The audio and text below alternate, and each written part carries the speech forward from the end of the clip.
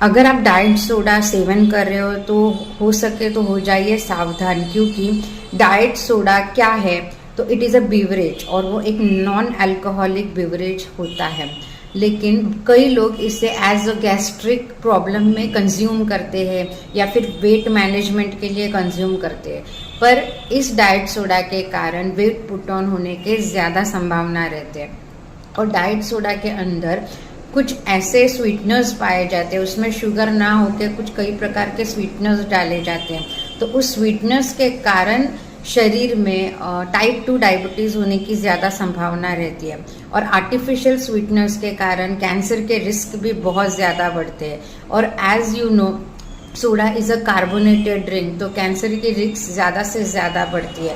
तो जितना हो सके आप डाइट सोडा अवॉइड कीजिए। सोडा अवॉइड करोगे तो आपके सेहत के लिए वो फ़ायदेमंद ही होगा। कई बार ऐसा रिसर्च पाया गया है कि सोडा अगर आप इंटेक कंटिन्यूसली कर रहे हो तो फैटी लीवर होने की संभावना ज़्यादा हो रही है। फैट डिपोजिशंस लीवर पे होने लगे हैं, जिसके कारण हमारे बॉडी में एक डिसीज़ होने लगी है, वो है metabolic dysfunction associated steatotic liver disease.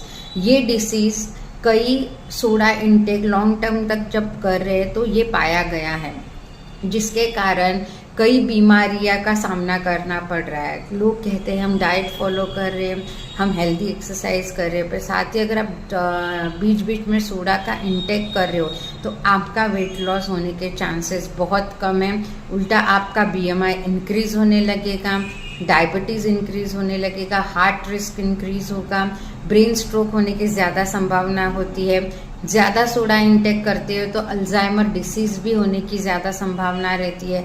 तो इसीलिए इसके जगह अगर आपको गैस्ट्रिक इशू और आप सोडे के जगह रिप्लेस करना चाहते हो तो कोशिश कीजिए आपके डाइट में फाइबर रिच डाइट होना चाहिए, जिस चीज़ में फाइबर ज़्यादा हो।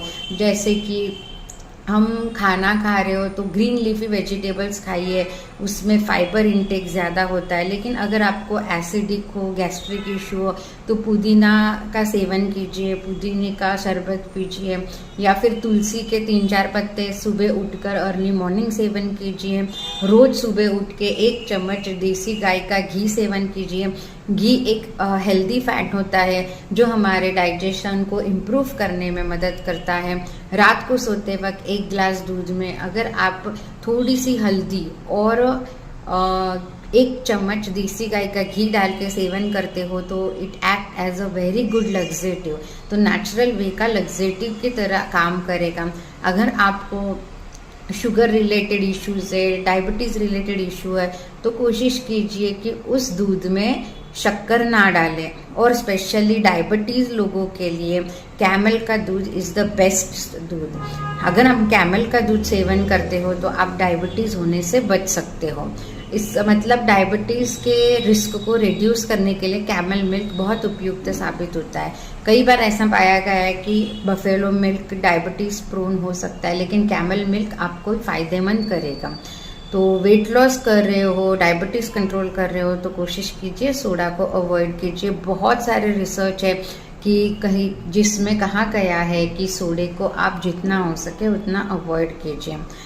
आज के जनरेशन हफ्ते में 1 या 2 बार सोडा का इंटेक किया जा रहा है, ये ऑब्जर्वेशन किया जा रहा है। इसीलिए ये अवेयरनेस वीडियो है कि आप जितना हो सके अवॉइड कीजिए सोडे का इंटेक और नेचुरल फूड इंटेक कीजिए, नेचुरल बिवरेजेस लीजिए, जैसे मौसम्बी का जूस सेवन कीजिए, it act as a good antacid.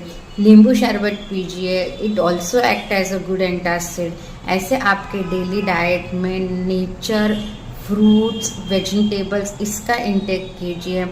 Most अच्छा वाटर इंटेक रखिए, गुड सफिशिएंट वाटर इंटेक कीजिए, जिससे आपकी हेल्थ इंप्रूव रहेगी, बॉडी हमेशा डिटॉक्स रहेगी और कोई भी छोटी मोटी समस्या नहीं होगी।